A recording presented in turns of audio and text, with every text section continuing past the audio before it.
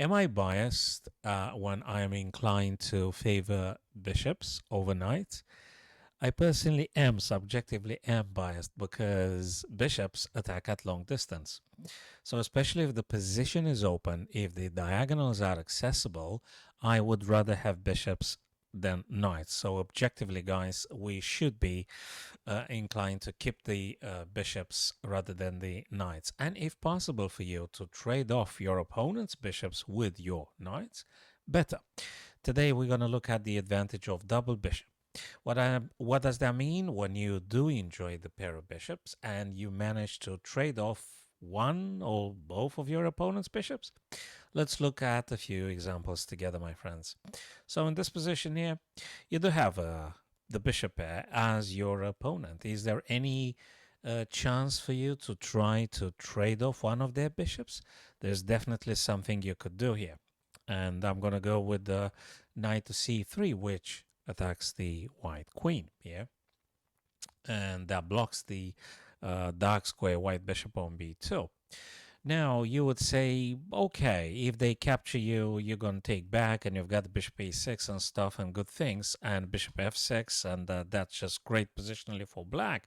But what if they don't take your knight? Okay, what if they go, say, queen to e1? It's that kind of move which cannot prevent bishop f6 or bishop a6 rather, and the rook is completely condemned. They will be captured. So you're going to win an exchange here, at least an exchange. And also queen to b3 doesn't work because you're going to punish them straight away with a move like bishop to d5. And they look at the queen, it can't go anywhere because will be captured. And now if you say, yeah, but can't just drop the queen to c2, it's a discovered check and direct attack on the queen, and that's it. Queen is going to drop. It's just it's devastating. So let's go back to the main line, playing bishop captures on c3, and you take on c3. And in this position here, you do enjoy the bishop pair.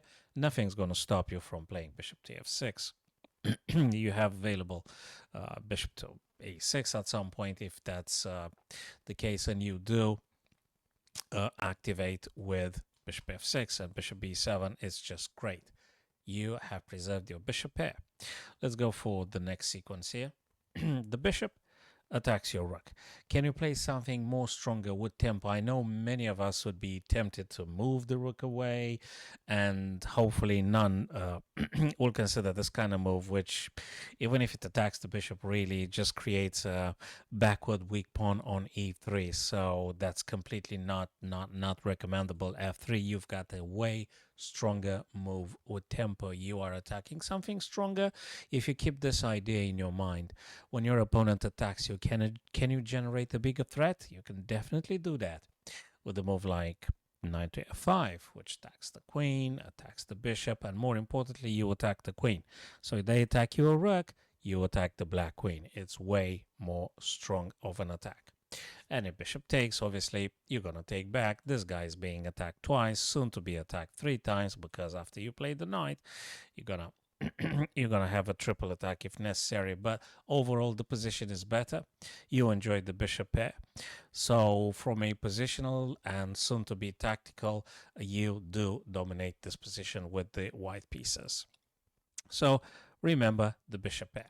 Now, it is also possible that in some positions your bishops are blocked by their own pawns, like the bishop on g7 now can't really be used along the h8, a1 diagonal because there is a pawn on f6. Now, when this thing happens, you need to try to push that pawn and create your bishop the chance to actually dominate on that diagonal. So you're going to push now something like f5, and all of a sudden, the bishop becomes incredibly active and powerful along that diagonal. And if this were to happen, obviously, you're going to take back with the bishop and now do look at this ferocious bishop here on g7 attacking b2. So that's definitely way better for black because you've got a pair of very active bishops, my friends. Very good stuff. So now let's look at this situation here. So you got a bishop here. Can you try and get rid of one of your opponent's bishops? Pause the video if necessary, and you guys will notice that there is a guy here incredibly active, very active, and you need to get rid of that bishop. With a move like knight takes on d3, and you're removing it, and you're doing very well. Of course, queen might take. After they take, you take here, and you do have the bishop pair with very good prospects for yourselves, guys. Here, again, try to, in this theme today, in this lesson, try to trade off one of your opponent's bishops and activate your bishop. So that has to be perennially in your mind. This idea, activate your bishops and trade off your opponent's bishops, especially in this open diagonal positions here. So let's have a look. Is there any way you could remove one of your opponent's bishops? Of course there is. And probably, guys, you've seen it already. We've got knight c6 attacking the queen. Obviously, they're going to have to take back. And you already have your beautiful bishops here at play. So that is just great for you to keep in mind. So let's have a look here. What exactly can we generate here? I think I've seen something. There is a bishop on b2 and the bishop on b7 and another bishop on d6. Now, the bishop on d6 is relatively happy for the time being, and it's cool because my rook is on the same column with the white queen. But the bishop on b7 is currently blocked by the pawn on c6. So instead of attacking on an open diagonal, is blocked by whom? By its own pawn. So this guy must disappear.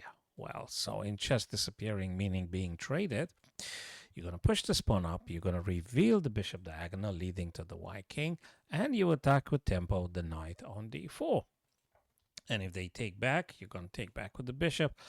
Beautiful. The knight is being pinned, can't move, because if they move, the queen getting captured. Stronger attacking position tactically here for black, way better than for white. Currently, black is doing a better positional and tactical attacking position. Okay, next one here. Any chance for you to try to trade off one of your opponent's bishops? There certainly is. It's the bishop here on f4, and you can very, very nicely attack it with a move like knight h5.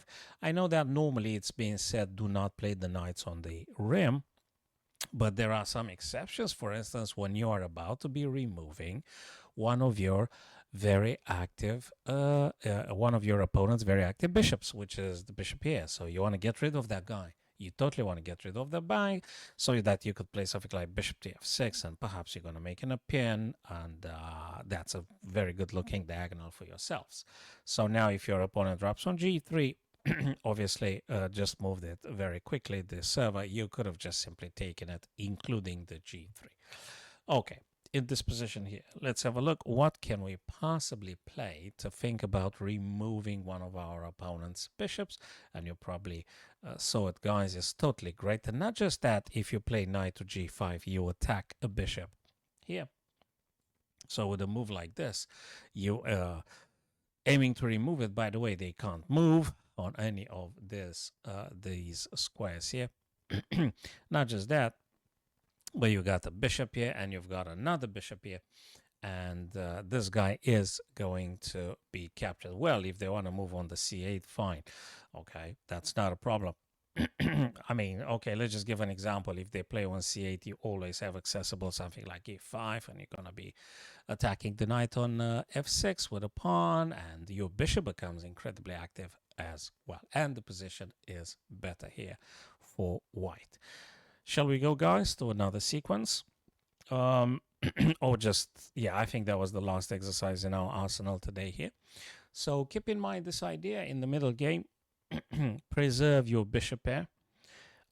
Make sure your bishops are not hitting their own pawns.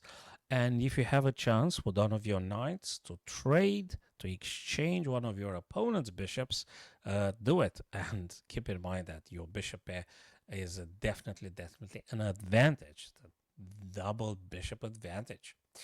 Okay, I hope that would be useful, guys. See you on the next video or during the live streams. Thank you.